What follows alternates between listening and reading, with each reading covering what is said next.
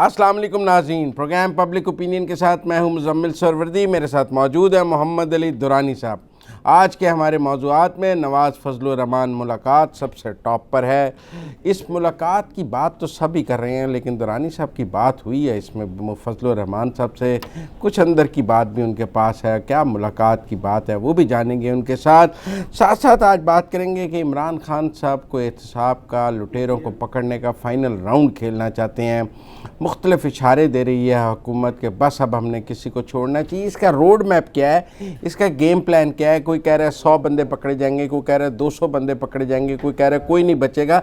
भाई होगा कैसे? रोड मैप क्या है? कोई कौन पकड़ लेगा? कैसे सज़ा होगी? क्या तरीक़ाकार है?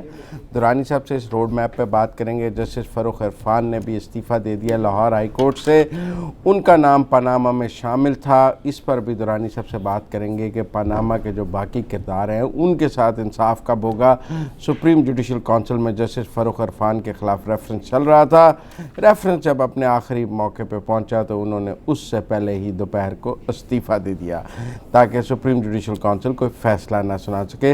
इन सब मौज़ूआत के साथ हम दुरानी साहब को सलाम करते हैं। अस्सलाम वालेकुम दुरानी साहब। वालेकुम अस्सलाम। दुरानी साहब, नवाज़ फजलुर रहमान मुलाकात मामूली भी है, गैर मामूली भी है, पर आपकी कोई फजलुर रहमान साहब से बातचीत हुई है मोटरवे पे? तफसीली लंबी, मुझे मेरे खुफिया ज़राए ने बताया है कि आप और फजलुर रहमान साहब काफ़ी देर तक बातचीत करते रहे हैं। फजलुर रहमान साहब घर जाती उम्र में मिल के आए मियाँ नवाज शरीफ साहब से, फिर मियाँ नवाज शरीफ साहब की बनाई हुई मोटरवे के ऊपर जाते हुए आपने उन्हें पकड़ लिया। उन्हें हमने पकड़ा, उनसे बातचीत हुई, बहुत तफसीली बातें हुई। कुछ बातें आज कर लेंगे, फिर कुछ बातें होती भी रहेंगी, चलती रहेंगी। लेकिन आज जरा मेरा मतलब है सही बातें आज कर लें, बाकी अच्छा, मौलाना का ये था कि बड़ी अच्छी मुलाकात रही। अच्छा, हाँ, और वो कह रहे थे कि मियाँ साहब जेल से निकलने के बाद काफ़ी तंदुरुस्त अपने आप को महसूस कर रहे थे। आप ये कह रहे हैं उनकी बेल ही ना कैंसिल करा दीजिएगा बीमारी मतलब ये है कि जेल की आपके बयान पे उनकी सुप्रीम कोर्ट बेल कैंसिल कर दे कि वो तो तंदुरुस्त है, मतलब जेल दुरानी साहब ने कहा है। वो आगे बता देंगे, उनके डॉक्टरों का भी मौक़िफ़ आया अभी ना। अच्छा। तो वो ये है कि जेल की स्ट्रेस ना होने की वजह से मियाँ साहब काफ़ी रिलैक्स महसूस हो रहे थे, और वो कह रहे थे कि दवाइयाँ वगैरह और जो ट्रीटमेंट है उसके भी मुस्बत असरात जो है वो वैसे भी सलाखों से निकल के इंसान का, तो वो एक नेचुरल चीज़ थी। और मैंने उनसे पूछा कि जी आपकी ज़रदारी साहब के बारे में उनसे गपशप हुई, तो उन्होंने कहा कि वो जनरल गपशप तो हुई, लेकिन अब ये है कि मैं वहाँ गया था उनकी मिजाज पुरसी के लिए, तो मैं इस पोजीशन में तो नहीं था कि कोई मैं पॉलिटिकल एजेंडा वहाँ पे जो है वो या आइंदा की हिकमत अमली बनाने का तो उनके साथ नहीं होगा। मैंने उन्हें कहा जी कि वो इस पोजीशन में भी नहीं है कि बना सकें, क्योंकि सदर तो अब शहबाज साहब हैं, और अब तो जो चलती है वो शहबाज साहब की चलती है। जब चाहें उनकी ज़बान बंदी कर देते हैं, जब चाहें ज़बान खोल लेते हैं। तो खैर उन्होंने आपने पूछा नहीं फजलुर रहमान साहब से कि आप नवाज शरीफ साहब की ज़बानबंदी बंद करा खोलवा देते तो बड़ी बात। तो मैंने, लेकिन मुझे जो सारी गुफ्तगू से ये लगा कि ये जो सारी मुलाकात थी, इसको मुलाकात जो थी इसको ये एक डिज़ाइन का हिस्सा है। नहीं, पहले ये बताएं, कोई नवाज शरीफ साहब को मुल्क के सियासी हालात के बारे में इल्म है? 2 घंटे जो मुलाकात हुई, उसमें ये तो नहीं, वो हम छोटे होते एक कहानी सुनते थे कि एक आदमी ने कहा जी जो सबसे लंबी कहानी सुनाएगा तो नहीं चले मैं सवाल स्पेसिफिक कर लेता हूँ। फजलुर रहमान साहब ने इतने मिलियन मार्च किए हैं, नवाज शरीफ साहब को पता है वो मिलियन मार्च कर रहे हैं? हाँ, उसके बारे में मतलब यहाँ तो नहीं पता, तो फिर उसका उन्होंने बहुत वजाहत से बताया। उन्होंने कहा जी कि मिलियन मार्च चीज़ के बारे में मियाँ साहब बाखबर थे। अच्छा, हाँ, इसका मतलब उन्हें पता है सड़कों पे क्या हो रहा है। और उन्होंने कहा कि उन्होंने बहुत इस चीज़ पे उन्होंने उसका इजहार किया, मतलब एक तासीफ़ की कि आपने मिलियन मार्चेस के अंदर बहुत बड़ी स्ट्रेंथ्स जो हैं उनको आप सड़कों पे लेके आए हैं, और ये स्ट्रेंथ्स जो हैं ये वाकई एक गैर मामूली इक़दाम है जो इस दौर में आपकी तरफ से परफॉर्म किया गया देखें, अगर नवाज शरीफ को मिलियन मार्च का पता है तो समझे सारा, इसका मतलब है उनकी नज़र चल रही है सियासत पे। वो अगर इजाज़त दे तो मैं छोटा सा एक आपको वो कहानी सुना दूं, बचपन की है हमारी, कि वो किसी ने कहा सबसे लंबी कहानी सुनाओ, तो एक आदमी ने शुरू कर दी। उन्होंने कहा एक गोदाम था गंदम का, तो चिड़िया आती थी और दाना ले जाती थी। फिर वो कहे जाए चिड़िया आती थी, तो उसने कहा यार आगे भी चलो। उसने कहा गोदाम खत्म हो तो मैं आगे चलो। तो अभी 2 घंटे वहां रहे हैं यार, तो उसमें वो चिड़िया आई, दाना ले गई। अब ये तो नहीं हुआ होगा आपकी तबीयत कैसी है, वो मेरी तबीयत ठीक है, आपकी सियासी बात क्या हुई ना जी, मिलियन मार्च की बात हुई। मेरी ये ख्याल है कि मिलियन मार्च की मियां साहब ने तारीफ की, और इसके अलावा ठीक है जी, सारी बातें आप ये कैसे कर लेते हैं, सारी बातें जो सियासी बातें थी वो यकीनी तौर पे वहाँ हुई। अब मियां साहब, अब तो फजलुर रहमान साहब तो पाबंद है ना उस एग्रीमेंट के, लेकिन जब उन्होंने इतना आपको कंफर्म कर दिया कि मिलियन मार्च की बात हुई है, तो बाकी सारी बात हुई है। मिलियन मार्च की दुम पकड़ के हम अंदर घुस गए और अंदर से हम बाकी चीजें निकाल के ले आए। तो अब ये है कि ये मुलाकात जो है हकीकत में ये एक बहुत अहम मुलाकात थी, और इस मुलाकात के जो नताइज हैं वो बहुत दूररस होंगे। इसको PMLN किस तरह देख रही है, और इसको PMLN के दोनों धड़े किस तरह देख रहे हैं, और इसको मौलाना किस तरह देख रहे हैं, इस पे हम मतलब आजकल तो नवाज शरीफ साहब अपनी पार्टी के लोगों को नहीं मिल रहे। आप मेरी बात सुनिए, ऑन रिकॉर्ड वो इस तरह मतलब किसी को नहीं मिल रहे, ख्वाजा आसिफ को नहीं मिल रहे, एहसन इकबाल को नहीं मिल रहे। देखिए एक बात मैं इस मुलाकात के बारे में अब आपको, आप जो पूछना चाह रहे हैं तो मैं बता ही देता मेरा मतलब था क्यों मिले नवाज कि ये मुलाकात जो है ये शहबाज साहब की इजाज़त से हुई है। अच्छा, हाँ, पार्टी प्रेसिडेंट की बकायदा फॉर्मल अप्रूवल से हुई है। फॉर्मल अप्रूवल से हुई है। फिर क्या ज़रूरत थी इस मुलाकात की ना, मतलब है पहले बिलावल को मिले, उससे कुछ निकला जो अब फजलुर रहमान। देखिए जी, बिलावल साहब से जब मुलाकात हुई थी, ठीक है ना जी, उस वक्त बेल निकली थी। बेल निकली, ठीक है, बेल हो नहीं रही थी, इस्लामाबाद हाई कोर्ट से रिजेक्ट हो गई थी, और आपने सुप्रीम कोर्ट में जाके बेल ले ली। तो बिलावल की जेल में मुलाकात से क्या निकला? बेल निकली। तो फजलुर रहमान की मुलाकात, फजलुर रहमान साहब की मुलाकात से क्या निकलेगा? हाँ। अब मैं इसके बारे में आपको एक बड़ी अहम बात बताऊं कि ये मुलाकात है क्या। ये एक गेम है। पॉलिटिकल गेम है? नहीं, ये गेम ऑफ सिग्नल्स है। अच्छा, मिलिट्री सिग्नल्स का जो होते हैं, MP सिग्नल्स? नहीं, ये पॉलिटिकल सिग्नल्स की गेम है। ये हमें रिसीव होते हैं, ये आप लोगों के जरूरी नहीं रिसीव हो, हमें रिसीव हो जाते हैं। सिग्नल्स वाली गेम नहीं, ये जो मुलाकात हुई है ये गेम ऑफ सिग्नल्स है। अच्छा, सिग्नल्स की गेम इस तरह है कि पहले सिग्नल की गेम हुई थी बिलावल को बुला के, ठीक है, उसके नतीजे में मियां साहब की हुई रिहाई, ठीक है। ये कोई गेम ऑफ हंगामी सिग्नल हुई है। अच्छा, जो हमजा शहबाज शरीफ साहब को अरेस्ट करने की कोशिश की है नैब ने, उसके ऊपर फर्स्ट टाइम मैंने ये महसूस किया है कि शहबाज साहब जो है वो जज्बाती हुए हैं। ठीक है, वो कहते हैं राह पे जाने या वाह पे जाने।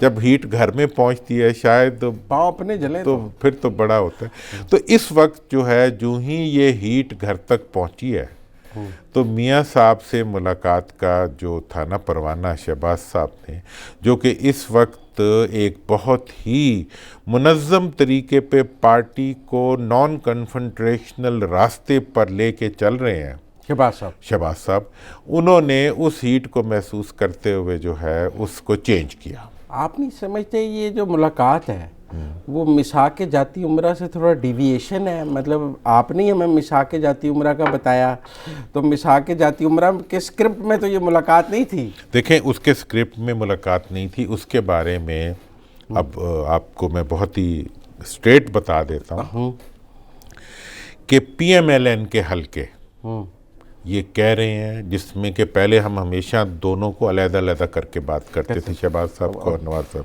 हम इकट्ठे बल्कि हम ही कहते थे कि अब मुस्लिम लीग नून मुस्लिम लीग शहबाज हो चुकी है। आज मैं ये बता रहा हूँ कि मुस्लिम लीग नून मुस्लिम लीग शहबाज पे ही चलते हुए उन्होंने ये कहा है, और ये वो कह रहे हैं कि हमारे साथ किए गए CBMs जो थे उन पर अमल दरामद उस तरीके से नहीं हो रहा जिस तरह से हमें कहा गया था। नहीं, ये खुद अमल कर रहे हैं। ये कहते हैं कि हम अमल कर रहे हैं, लेकिन हमारे साथ किए गए जो CBMs थे उनके ऊपर अमल दरामद नहीं हो रहा। दूसरा फ्रीक नहीं कर रहा, दूसरा फ्रीक नहीं कर रहा। जिनके साथ CBMs तय हुए हैं, एस्टैब्लिशमेंट उनकी ये शिकायत इस वक्त मौजूद है, और वो ये शिकायत दे रहे हैं कि जी इसकी वजह से हम जो है वो अपनी एक डिस्टर्बेंस, और उसमें बिलखसूस ये जो करंट, वो कहते हैं कि भाई ये कौन सी किताब में लिखा हुआ है कि शरीफ फैमिली का कोई ना कोई फ़र्द हर वक्त जेल में रहेगा। अच्छा, कि अब मियाँ साहब की बेल हुई है तो जनाब हुन हमजा साहब अंदर जाएंगे, हमजा साहब की होगी। शहबाज साहब अंदर मतलब ये है कि वैसे तो ये है कि मियाँ फैमिली बहुत प्रिविलेज्ड है कि उन्हें हमेशा अदालत से अच्छा भला रिलीफ मिलता रहा है, और मिल जाता है। हम गरीबों को तो भी मिल जाएगा कभी, लेकिन ये है लूटे हुए माल की वो तो नहीं आ सकती, ठीक है ना। तो इसलिए जो ये सारा मतलब जो सूरत हाल है, इसमें ऑल ऑप्शंस ओपन का सिग्नल दिया गया है। ये एक देखें जी, उसमें मतलब दोनों तरफ उन्होंने ऑपोजिशन को भी सिग्नल दिया है कि हम भी अभी आपको नो नहीं कह रहे, हाँ, उनको भी सिग्नल दिया है कि देखें CBMs पे नहीं करेंगे तो फिर हम जो है हमारे लिए भी बहुत से दरवाजे खुले हुए हैं। हाँ। और उसके बाद जो है फजलुर रहमान से लॉन्ग मार्च की तारीफ करके उन्होंने उस ऑप्शन के बारे में भी एक गुफ्तगू कर ही ली ना। देखिए, मैंने आपसे पूछा कि फजलुर रहमान साहब शहर लॉन्ग मार्च कर रहे हैं, नवाज शरीफ साहब को पता है ये बात? आपने कहा जी ये बात डिस्कस हुई है, और उन्होंने कहा कि उन्होंने बड़ी इसके ऊपर उसका इजहार किया कि जनाब आप, इसका मतलब है वो फॉलो कर रहे हैं लॉन्ग मार्चों को फॉलो कर रहे हैं। और फजलुर रहमान साहब ने ऑल द वे मुलाकात को फॉलो किया, यहाँ आके किया। और एक और बात भी उन्होंने बताई कि वो अगले अब 1-2 दिनों में जरदारी साहब से भी मुलाकात करेंगे। फजलुर रहमान साहब ने ये इंदिया दिया है, ये पहले मीडिया में भी उन्होंने कहा है। लेकिन उन्होंने ये कहा है कि इस मुलाकात में कोई ऐसी बात हुई है ना जिसकी रोशनी में जरदारी साहब से मिलना जरूरी हो गया। देखें जी, इतना तो हमारा इस्तेहकाक है ना कि हम इतनी तो तारें जो सिग्नल्स जोड़ सकते हैं। देखें ना जी, अगर उनके सिग्नल्स के सिग्नल जोड़े ना जरा तो अब ये है कि वाईफाई सिग्नल, हाँ, अब इस वक्त जो है जरदारी साहब से मुलाकात फजलुर रहमान साहब की जो है, अब यहाँ पर एक नया क्या चाहती है जरदारी साहब? तो चाहते हैं लॉन्ग मार्च करना, इस्लामाबाद आना, नून को स्टेज पे लाना। नून क्या चाहती है? देखें जी, नून ये चाहती है, बड़ा क्लियरली चाहती है कि जनाब जो, और मुतालबा कर रही है कि हमारे साथ जो CBMs हुए हैं उन पर अमल दरामद होना चाहिए। मतलब ये है कि उन्हें बहुत से जो महफूज गुज़रगाहें जो वो हासिल करना चाहते हैं वो उनको मिलनी चाहिए। और इस दफ़ा उन्होंने अपना जो जुडिशल मसल था वो भी हुकूमत को दिखा दिया। एक तरफ फजलुर रहमान साहब से नवाज शरीफ साहब ने मुलाकात की है, दूसरी तरफ शहबाज शरीफ साहब ने आज प्राइम मिनिस्टर को ख़त लिखा है, और वो खुद ही कह रहे हैं कि हमारे ख़त की बेहतरीन बात यह है कि हमने ख़त के शुरू में लिखा है माय डियर प्राइम मिनिस्टर अस्सलाम वालेकुम, जबकि इमरान खान ने जो हमें ख़त लिखा था उसमें उन्होंने लीडर ऑफ़ द अपोजिशन को कोई सलाम अलैकुम या माय डियर से एड्रेस नहीं किया था। तो दूसरी तरफ तो शहबाज शरीफ साहब माय डियर प्राइम मिनिस्टर पे आ रहे हैं, माय डियर इमरान खान पे आ रहे हैं। देखिए, अब ये खत जो है ना, ये खत को ये एजाज़ हासिल है कि इस खत की खबर सबसे पहले आप ही ने यहाँ पे दी, तो आज उसका जवाब गया। और आज तो उसका दोनों तरफ मिक्स सिग्नल्स हैं। मुझे ब्रेक लेनी है, अभी तो बहुत से सिग्नल्स यहाँ और भी है, मुझे ब्रेक लेनी है। ब्रेक के बाद वापस आते हैं तो दुरानी साहब से जानते हैं कि ये एक ही एंटीने से मुख्तलिफ सिग्नल किधर को निकल रहे हैं। ज़रा मिलते हैं ब्रेक के बाद।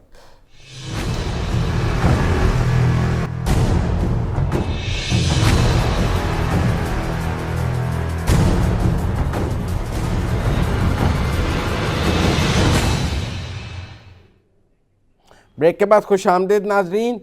दुरानी साहब, आप बात कर रहे थे कुछ सिग्नल्स की, और उस पे तो पीपल्स पार्टी क्या चाहती है, का सिग्नल क्या है? पीपल्स और नून लीग की शराइत क्या है, पीपल पार्टी का सिग्नल क्या है, बीच में फजलुर रहमान कहाँ हैं? अभी बात ज़रा आधी हुई है हमारे नाजरीन के लिए, आपके जहन में पूरी होगी, नाजरीन के लिए आधी हुई है। पीपल्स पार्टी क्या चाहती है?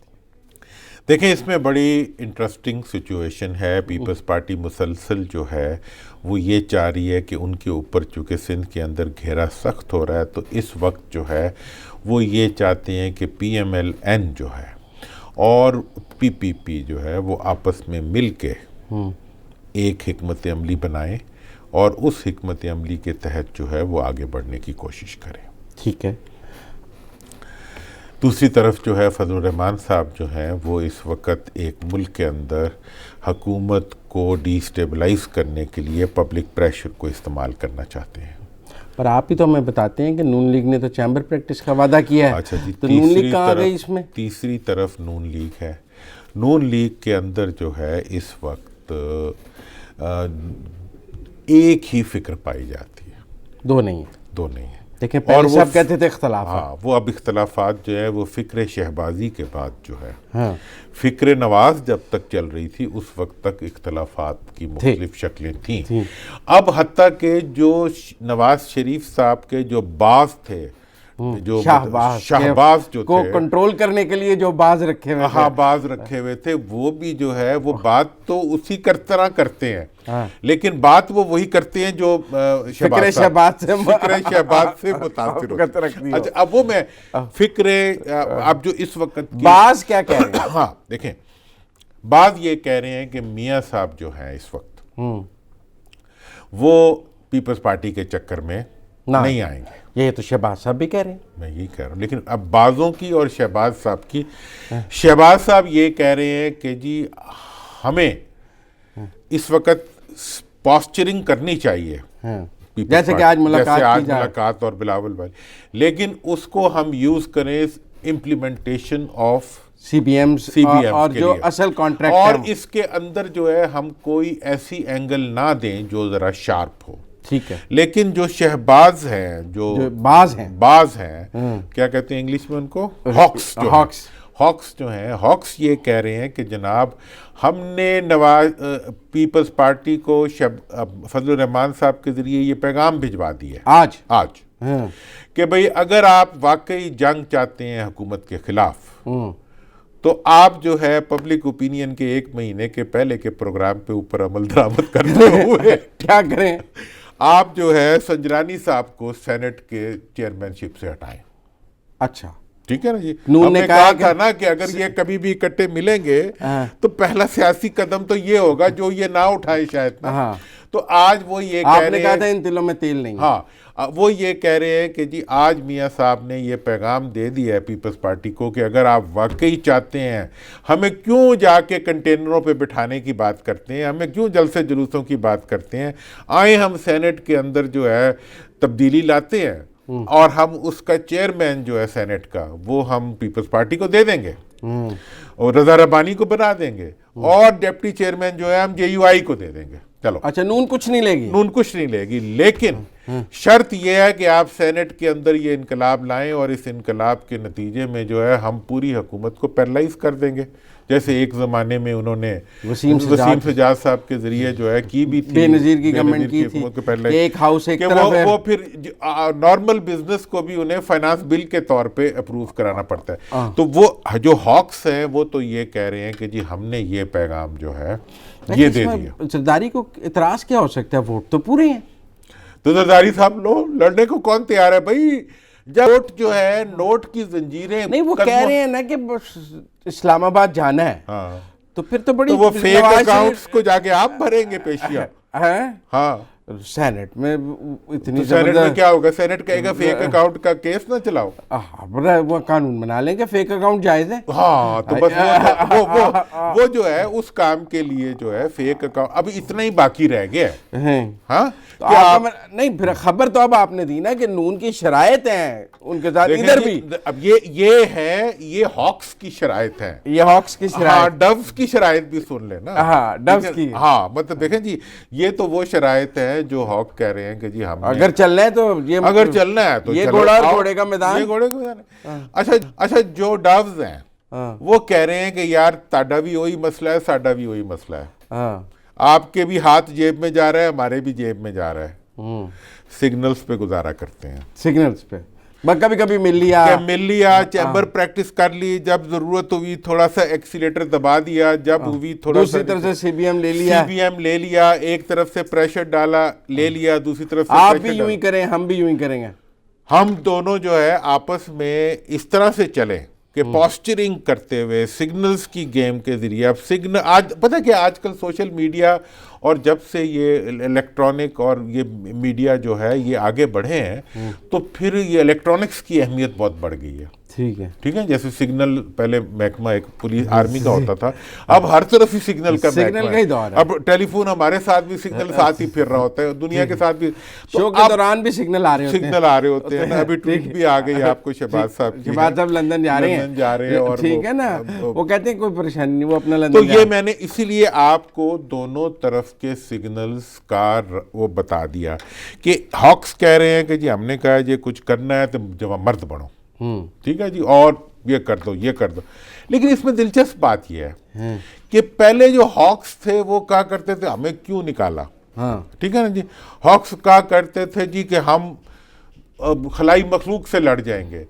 अब जो है वो हॉक जो है वो भी शहबाज बन गए हैं, है ना। हाँ, लेकिन दलील में वजन है ना, शहबाज की दलील में वजन था। अब जो है शहबाज को वो ये कह रहे हैं कि हर वो काम करेंगे जो चैम्बर से हो जाएगा, ठीक है, जो शहबाज साहब के ऑपोजिशन को हम पूरी तरह से रेनोवेट करके उसको प्रॉपर्ली इस्तेमाल करेंगे। जब फिक्र में जान हो तो फिर फिक्र। लेकिन अब एक और जो फिक्र आ गई है कि इस वक्त पंजाब के अंदर जो आप लोगों ने डिसइंफॉर्मेशन फैलाई अदालत के फैसलों के बाद कि जी शायद आगे अदालत मुझे ही बुला ले, ठीक है ना, गरीब के बाल को बता दे। अदालत के फैसलों के बाद जो है वो चीफ मिनिस्टर तब्दील हो रहा है, तो उसके नतीजे में कुछ कैंडिडेट निकल आए। उन पे ब्रेक के बाद बात कर लें। ब्रेक के बाद नहीं, वज़ीर आला पे भी बात करते हैं, आप हमारे साथ रहिए। आज दुरानी साहब से बड़ी गर्म गर्म बातें हो रही हैं, मिलते हैं ब्रेक के बाद।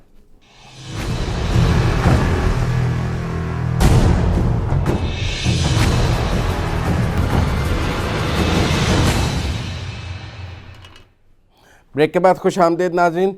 शहबाज साहब लंदन जा रहे हैं, अभी चल गया। मैंने तो आपको पहले भी बताया था कि उनके पोता और पोती को मिलने जा रहे हैं। कोर्ट ने उनका नाम ईसीएल से निकाल दिया है। खान साहब कुछ पीछे से कोई नया चीफ मिनिस्टर ही ना आ जाए उनके पीछे से। हाँ, नून वाले जिस तरह तैयारी कर रहे हैं बहुत तेजी से। अवैस लगारी साहब तो रोज फेसबुक पे वजीर आला बन जाते हैं। हाँ, वो बन के सोते हैं। एक साहब मुझे बता रहे थे कि उसकी शिकायत हो गई है उसकी।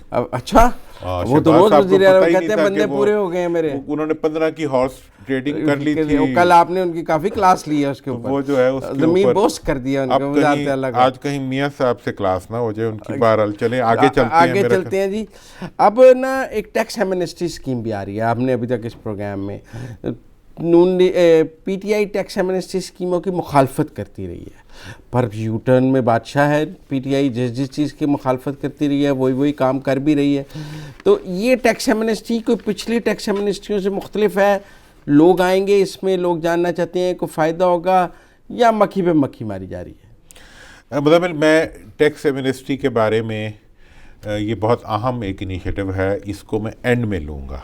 अच्छा, पहले इस एमनेस्टी से पहले चंद फैक्ट्स हैं जो इस वक्त पीटीआई को बहुत ज़्यादा हाउंड कर रहे हैं और उनके मुख्तलिफ लोगों की तरफ से ये इंडिकेशंस भी आ रही हैं कि उनकी लीडरशिप जो है वो इस वक्त बहुत मुतमईन नहीं है पूरी सिचुएशन से। ये अपनी कारकर्दगी चाहिए तो आपसे तुम बड़े पीटीआई तो मुतमईन नहीं है बहुत सारी देखें, जो नून की जहन वाले हैं वो तो ये कहते हैं कि जी अपनी कारकर्दगी से मुतमईन नहीं है, और जो हमारी तरह के अवाम के जहन वाले हैं वो ये कहते हैं कि भाई जिन्होंने यहाँ तक पहुँचाया है उनका हिसाब तो कर लें, उनका तो पैसे माले मसरूका तो बरामद करा। आज भी फवाद चौधरी साहब ने कहा है कि सुनाओ आपको फवाद चौधरी साहब ने क्या कहा है। जरा फवाद चौधरी साहब का शॉर्ट सुनाए जरा दुरानी साहब से, फिर उस पर बात करते हैं। हमारा जो एज ए पोलिटिकल पार्टी ये बात बड़ा वाज़ेह मौक़िफ़ है कि इस लूट मार का हिसाब किताब होना चाहिए। देखिए, पाकिस्तान को मोनार्की नहीं है। अगर हमारे यहाँ जो है कोई बादशाह होती, हमने भी मैरियट में 200 बंदा उल्टा लटकाया होता तो ये पैसे भी उसे आ जाते। लेकिन अभी ज़रा कुछ हमारे प्रोसीजर्स हैं, रूल्स हैं। सर तो कहते हैं अगर हमारा 200 बंदा उल्टा लटका दे ना एक दफा। आज फवाद साहब ने जैकेट बड़ी नई और फ्रेश पहनी, लेकिन वो कहते हैं मैरियट में 200 बंदा लॉबी में उल्टा लटकाया था। अच्छा, मैं इसके बारे में आपको बताना चाहता हूं कि इस वक्त पीटीआई के अंदर क्या सोच चल रही है और हुकूमत के क्या है। देखें, इस वक्त पीटीआई को एक चीज़ से बहुत एम्बेरसमेंट उठानी पड़ रही है कि पूरा मुल्क का निज़ाम जो है वो किसी तरह भी किसी प्लंडरर के खिलाफ, पॉलिटिकली एक्सपोज पर्सन की लूट मार के खिलाफ जो है खड़ा होने के लिए तैयार नहीं है। नैब जो है उसकी कैपेसिटी टू बिल्ड केस, उसके मुकाबले में जो उसके मुकाबले में 5-5 करोड़ और 10-10 करोड़ के वकला खड़े होते हैं, उनके मुकाबले में कुछ भी नहीं है। 70,000 का प्रोसिक्यूटर 5 करोड़ की जहानत का कैसे मुकाबला एट द सेम टाइम जो है वो केस बनाने वाले कमजोर हैं। तो अगर केस बन के कहीं चले भी जाए तो जहां सुनवाई होती है वहां पे पहले से सुनाई मौजूद होती है, और हमारा मुल्क सुनवाई और सुनाई का मुकाबला है। मुकाबला है तो वो जो है वो भी मतलब, और जितना इन्फ्लुएंस चोर के पास मौजूद है उतना इन्फ्लुएंस जो है वो साध के पास मौजूद नहीं है, क्योंकि हमारे यहाँ तो चोरी भी खुद पुलिस के प्रोटेक्शन में होती है। चोर रियासत से ताकतवर है। चोर रियासत से ताकतवर नहीं है, बहुत ताकतवर है। रियासत जो है वो अफराद पे मुश्तमिल है, चोर जो है वो एक जुट है, चोरों का एक इत्तेहाद है, और उसका शेयर रियासत में भी उतना ही है। तो फिर आप करेंगे क्या? मेरी इस पे जरा मुझे 2 मिनट दें, 1 मिनट दें, मैं जरा अपनी बात। तो इस सारी सिचुएशन में जो सिचुएशन इस वक्त हुकूमत फेस कर रही है, उसमें हुकूमत के पास एक प्रॉब्लम बहुत बड़ा है, और वो है कि वन मैन जो है वो अगेंस्ट ऑल ऑड्स वो सरेंडर करने के लिए तैयार नहीं है। One man is Imran Khan. हाँ, वो कहता है जी मैं जिंदा रहूं, मैं मर जाऊं, मैंने चोरों को नहीं छोड़ना, मैंने चोरों के आगे सरेंडर नहीं करना, पूरा निज़ाम इनकी सपोर्ट में खड़ा हो जाए फिर भी मैं इनके खिलाफ खड़ा रहूंगा, क्योंकि मुझे अवाम ने इनके खिलाफ मैंडेट दिया और उस मैंडेट से मैं पीछे नहीं हटूंगा। कभी ना इमरान खान को देख के लियाकत अली खान का वो फिक्रा याद आता है, मेरी जेब में सारे खोटे सिक्के हैं। अच्छा, अब ये तो हाँ, अच्छा, ये जो है ऐसी सूरत हाल में मेरा जो इस सारी की सारी जो डीमोरलाइजेशन हो रही है पूरे सिस्टम से, मतलब इवन अगर जुडिशरी में कोई भी केस चला जाए, ठीक है ना जी, अब वो बहुत इस वक्त ग्रीफ्ड पार्टी है, वो बहुत ऑब्जेक्शन कर रही है कि जी अगर कोई ताकतवर हो, साहिल हो, उसको तो घर बैठे हुए रिलीफ मिल जाता है, और कमज़ोर साहिल हो तो उसको वहाँ खड़े होकर भी वो तो जेल में मर भी जाता है तो उसके केस का फैसला नहीं होता। और अच्छा, इसलिए वन मैन रिजॉल्व जो है वो इस वक्त पूरी के पूरे सिस्टम के रास्ते में दीवार बन के खड़ा हो गया, और वो कहता है कि मेरे रिजॉल्व में रत्ती बराबर कमी नहीं आई और मैं इससे पीछे नहीं हटूंगा। इसलिए जो फवाद साहब जो बात कर रहे हैं वो ये कह रहे हैं कि जी अगर हम मैरियट में उल्टा टांग देते तो कोई रास्ता निकल आता, अगर हम अब बियॉन्ड लॉ जाके कोई चीज़ डील कर लेते तो रास्ता निकल आता। अब वो कहते हैं जी इस वक्त अगर हम अदालत में जाते हैं तो उनके ताकतवर वकील हमें चित कर देते हैं, अगर हम किसी इदारे में जाते हैं तो प्रोसिक्यूटर्स जो होते हैं वो उनके साथ मिल जाते हैं। हम जाएं तो जाएं कहाँ, इस मुल्क के अवाम जाएं तो जाएं कहाँ, यहाँ के लुटेरों के मुकाबले में कमज़ोर खड़े हों तो किस प्लेटफॉर्म पे खड़े हों? ना कोई इंसाफ का प्लेटफॉर्म है, हमें अदालतों का है, लेकिन हमारे गिले भी अदालतों से बहुत ज़्यादा हैं कि हमारे फैसले तो हमारे मरने के बाद भी नहीं हो सकते, मरने के बाद भी नहीं हो सकते। इसलिए अब ऐसी सिचुएशन में खान साहब का ये रिजॉल्व कि मैंने प्लंडरर्स को नहीं छोड़ना, और सिस्टम का रिजॉल्व मैंने पकड़ना नहीं है, कर लो जो करना है। हाँ, मैं माल उत्थे माल है। इस डेडलॉक का कोई हल होगा ना? इस डेडलॉक का हल जो है, देखें इसका मुझे ब्रेक लेनी 30 सेकंड है। अच्छा, इस डेडलॉक का हल जो है वो डेफिनेटली हम ब्रेक के बाद बताएंगे, लेकिन ब्रेक से पहले मैं एक बात कह दूं आपको कि इस डेडलॉक को अगर रिजॉल्व ना किया गया और तारीख का पहिया पीछे चला, ठीक है, तो ये मुल्क नहीं रहेगा, राजवाड़ा बन जाएगा। ठीक है, मुझे ब्रेक लेनी है। दुरानी साहब से जानेंगे कि इस डेडलॉक का हल क्या है। डेडलॉक की तो कहानी हर कोई सुना रहा है, हल कोई नहीं बता रहा। जानते हैं ब्रेक के बाद।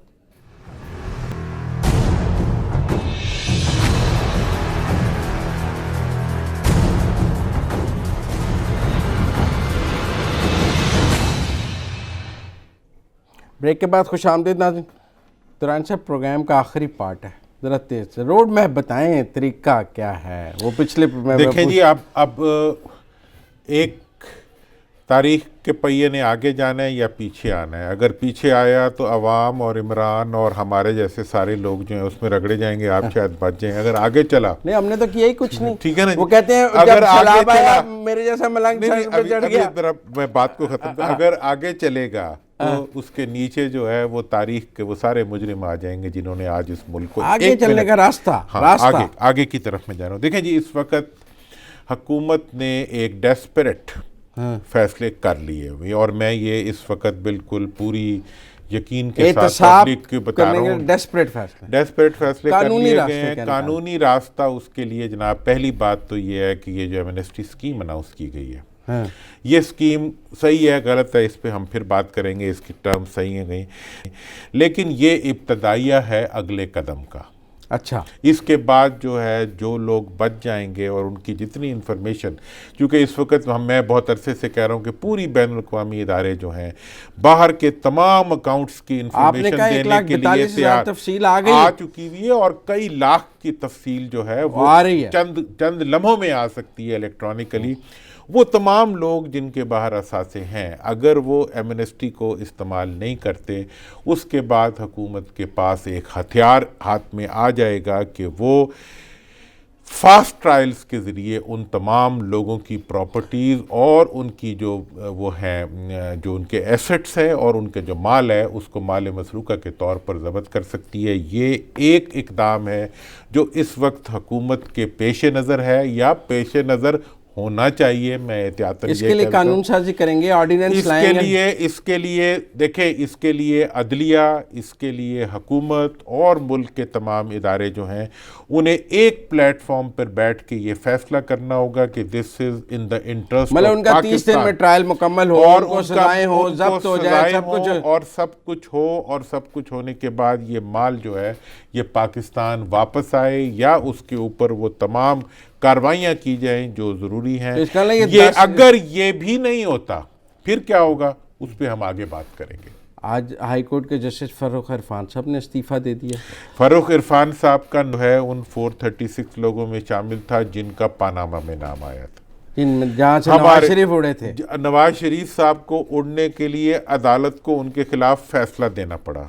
हाँ। जज साहब ने ये एहतियात, पूरी दुनिया में कोई और मुल्क होता तो पनामा में नाम आते ही 436 में से जितने लोग किसी पब्लिक पोजीशन पे थे सब रिज़ाइन कर देते, लेकिन हमारे यहाँ नवाज शरीफ साहब के खिलाफ केस को आखिरी हद तक जाके भी फैसला आना पड़ा, फिर भी हमने कहा कि हमें क्यों निकाला। उसके मुकाबले में जस्टिस साहब ने थोड़ा ख्याल किया, 2 साल बाद किया, बड़ा लेट किया, लेकिन हाँ, देर की मेहरबान आते आते जिस दिन फैसला आना था उससे एक दिन पहले उन्होंने इस्तीफा दे दिया। तो मैं ये समझता हूँ कि पाकिस्तान के अंदर सियासतदान हो या अहम पोजीशंस पे बैठे हुए लोग हों, हमें उनके लिए मॉरल जो हाई मॉरल ग्राउंड्स का जो बरकरार रखने के लिए मीडिया को, कोर्ट्स को और मुल्क के तमाम इदारों को अपना किरदार अदा करना चाहिए, क्योंकि ये हमारा एक वक्त इस सबसे बड़ा इशू बन चुका है कि मॉरलिटी को वैल्यू नहीं करते, सिस्टम लो मॉरल ग्राउंड्स पे नहीं चल सकता है।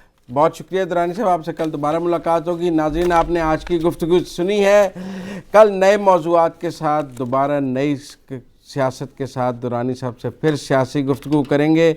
आज के लिए इतना ही, इजाज़त दीजिए। अल्लाह हाफ़िज़।